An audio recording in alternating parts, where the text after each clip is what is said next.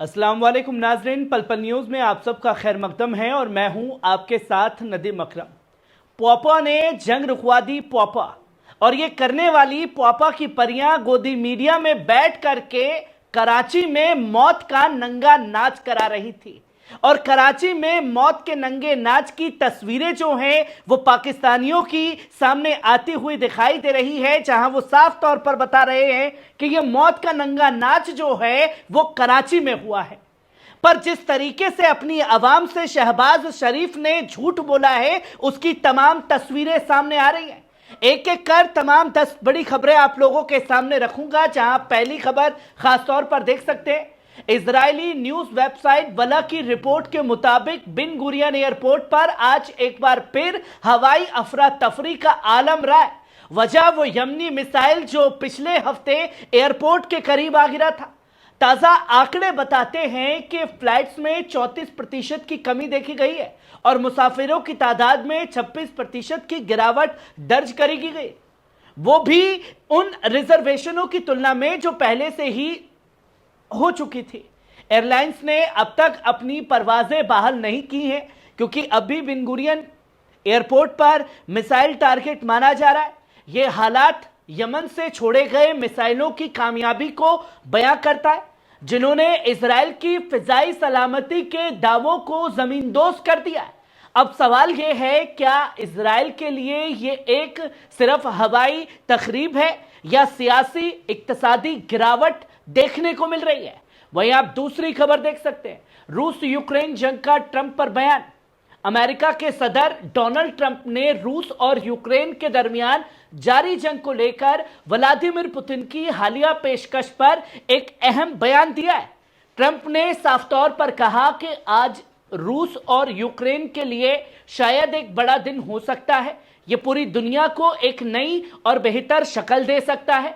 Trump का यह बयान तब आया जब पुतिन ने एक मुतमईन कर देने वाली तजावीज पेश की, जिसे लोग सीजफायर की बुनियाद और कुछ नया जियोपॉलिटिकल मंसूबा कह रहे हैं। ट्रंप ने इशारा दिया कि अगर हालात इस पेशकश की तरफ बढ़े तो दुनिया को जंग से राहत और नई सलामती व अमन की उम्मीद मिल सकती है।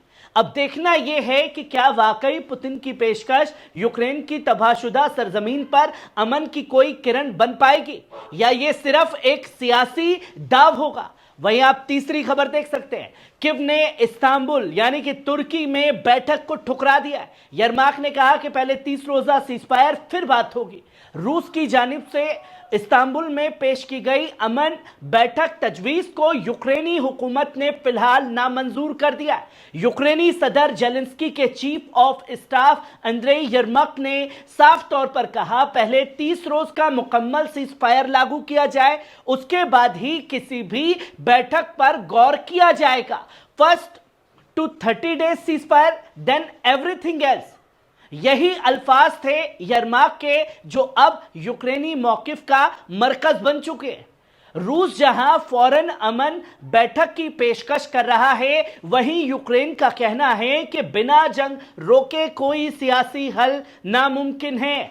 इस्लामिक दुनिया की निगाहें इस्तांबुल पर थीं, लेकिन अब यह बातचीत टल गई है और रूस यूक्रेन तनाज़े का मैदान एक बार फिर गर्म होता दिखाई दे रहा है।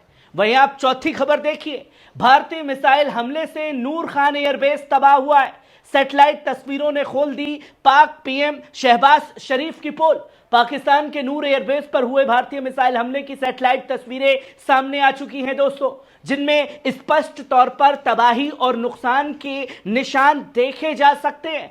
सैटेलाइट इमेजरी में एयरबेस को अंदर 2 ठिकानों पर काली राख, ध्वस्त ढांचे और स्ट्रक्चरल क्रैक्स साफ दिख रहा है।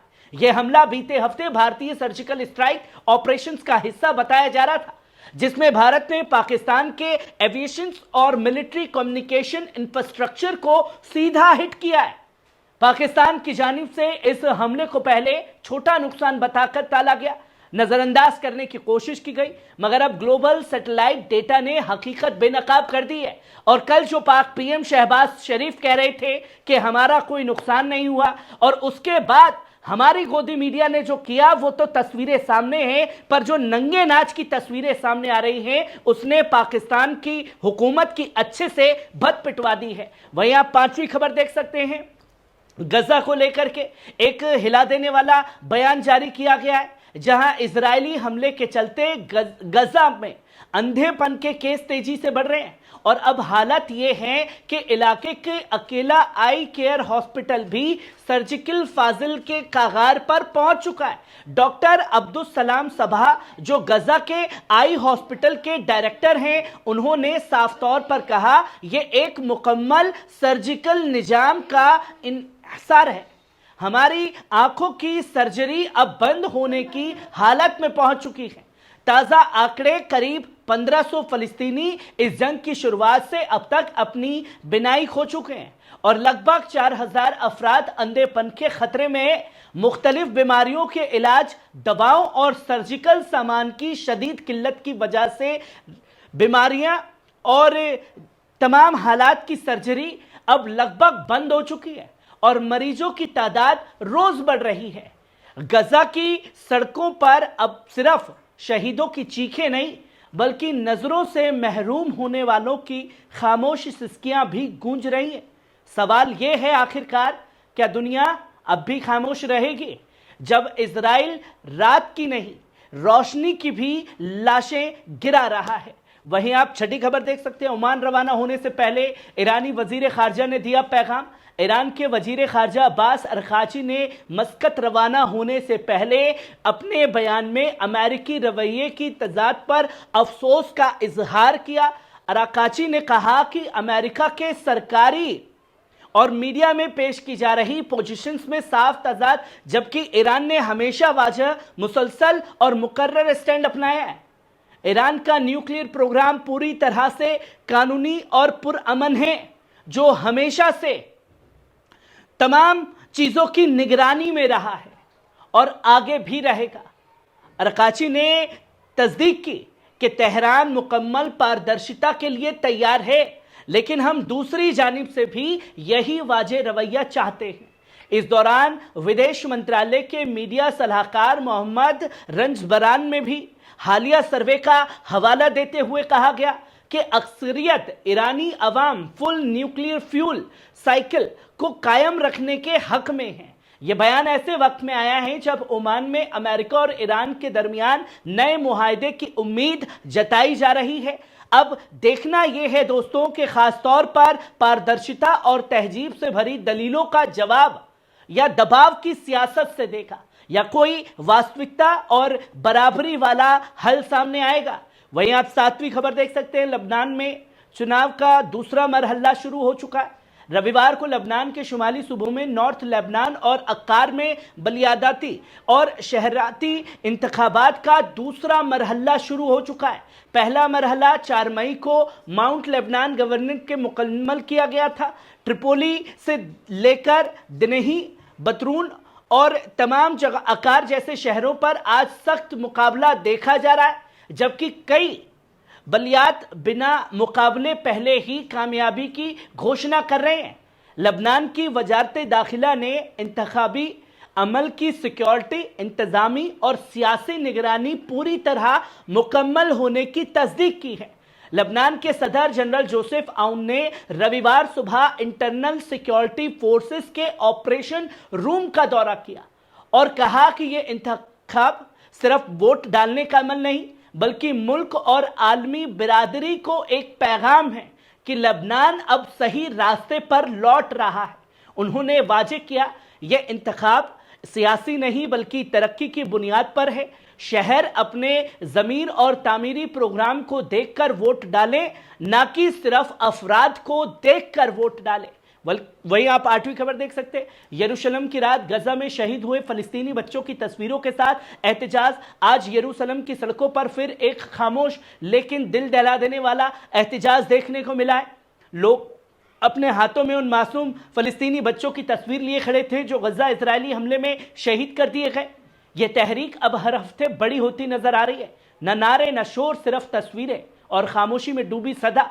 कितना कत्ल और बर्दाश्त करेंगे? यरूशलेम के इन मंजरों में दुनिया को याद दिलाया जिन्हें आप डैमेज कहते हैं। वो किसी की बेटी, किसी का बेटा, किसी की मां की गोद थे। अब बस ये सिर्फ गजा की पुकार नहीं, ये इंसानियत की चीख बन चुकी है। वहीं आप 9वीं खबर देख सकते हैं। रियाद में ट्रंप बिन सलमान, अब्बास आउन और अल शरा की मुलाकात, मिस्र ने इजरायली सफीर को किया नामंजूर। इब्रानी मीडिया में आज 2 बड़ी खबरें अरबी अखबारात के हवाले से सामने आई है। पहली रिपोर्ट अल कुदूस अखबार से आई, जिसके मुताबिक परसों मंगल के रोज रियाद यानी कि सऊदी अरब में एक अहम और बहुपक्षीय मुलाकात तय है, जिसमें शामिल होंगे अमेरिकी सदर डोनाल्ड ट्रंप, सऊदी वली अहद मोहम्मद बिन सलमान, फलस्तीनी सदर महमूद अब्बास, लबनानी सदर जोसेफ आउन और सीरियाई सदर अहमद अल शरा। ये मीटिंग मिडल ईस्ट में जारी जंग, गजा की सूरत हाल और अमन मुआहदों पर मुबनी होगी। अंदाजा लगाया जा रहा है कि बैठक नई सियासी पेशकश, रीजनल अलायंस का आगाज कर सकती है। दूसरी रिपोर्ट अल अरबी अल जदीद अखबार से है, जिसने बताया कि मिस्र ने इजराइल के नए नामजद सफीर ओरी रिटमन की नामंजूर कर दिया है। यह फैसला गजा में जारी इजरायली हमले और मिस्र कतर की वसीलत से हुए सीज फायर मुआहदे से इजराइल की वापसी के बाद सामने आया है। रिपोर्ट में बताया कि मिस्री हुकूमत इजराइल की जारी तजावुजकारी सियासतों से न सिर्फ नाराज है, बल्कि जंग की पॉलिसी और ताउन को कमी की वजह बना रही है। अब सवाल यह है, क्या रियाद की मीटिंग कोई ठोस नतीजा दे पाएगी या मिडल ईस्ट की तशद्दुद भारी सियासत एक और साजिश की तरह बढ़ रही है। वहीं आप आखिरी और 10वीं खबर देख सकते हैं। भूख और हथियार बना रहे नेतन्याहू। हमास ने आज एक तेज और दर्दनाक बयान जारी करते हुए इजरायली वजीर आजम नेतन्याहू पर भूख को हथियार बनाने का संगीन इल्जाम लगाया। बयान में साफ तौर पर कहा गया कि दुनिया को अब बुलंद आवाज नहीं कहना चाहिए इस जंग के उस हथियार के खिलाफ जिसे नेतन्याहू जैसे लोग मासूम बच्चों और निहत्थे शहरियों पर भूख के जरिए इस्तेमाल कर रहे हैं। हजारों ट्रकों को गजा में दाखिल होने से रोकना, जबकि बच्चे भूख से तड़प कर मर रहे हैं, यह एक जंग जुर्म है। हमास ने अमराह मुत्तहिदा की उन तंजीमों की हिमायत की जो उन तमाम तजवीज़ों को मुस्तरद कर रही है जिसमें इंसानी उसूलों की पाबंदी नहीं की जा रही, चाहे वो इमदादी सामान की आमद हो या उसकी तकसीम। हमास ने अरबी और इस्लामी ममालिक के मौक़िफ़ात पर भी नाराज़गी जाहिर की और कहा कि गजा में जिस तरह का कत्ले-आम और भूख का जुर्म जारी है, उसके मुकाबले में मुसलमान ममालिक के बयानात अफसोसनाक हैं और नाकाफ़ी और बहसी हैं। और सवाल इंसानियत का है, क्या रोटी दवा के लिए मरते बच्चों की हमारी सियासी चुप्पियों का शिकार बनते रहेंगे, जिसकी तस्वीरें लोगों के सामने आई हैं। दोस्तों, ये थी आज की 10 बड़ी खबरें। कैसी लगी कमेंट बॉक्स में आकर के अपनी राय जरूर दीजिएगा। शुक्रिया।